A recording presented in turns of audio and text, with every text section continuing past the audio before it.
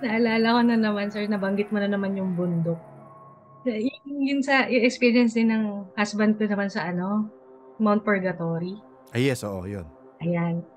Hindi na kasi ako kasama nun kasi pinulikat ako hanggang bewang. So, naghabal-habal ako. Kwento ko muna yung sa kanya. So, ano dalawa silang nauuna. So, yung husband ko tsaka yung friend namin na babae. Hindi maintindihan ng asawa ko, parang antok na antok siya dun sa trail na yun. So, sabi niya dun sa friend namin na babae, mauna ka na, papahinga lang ako, parang ganun.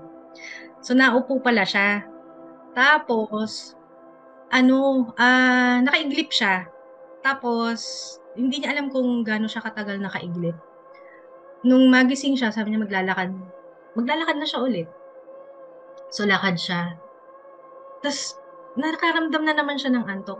Pero by that time, ang sabi niya is, merong ibon na sumusunod sa kanya.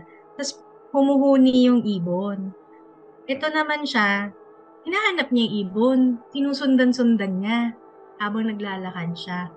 Hanggang sa antukin na siya, nahiga siya sa isang bato.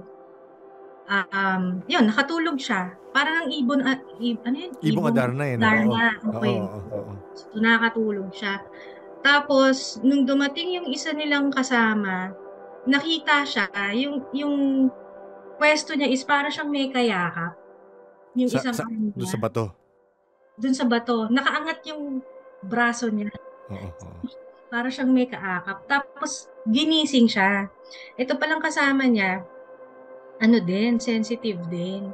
Tapos, sabi niya, minura niya, gago, kanina ka pa yata natutulog dyan. Tsaka bakit nakataas yung kamay mo? Pipicturan nga sana kita, kaso ay daw gumana Camera.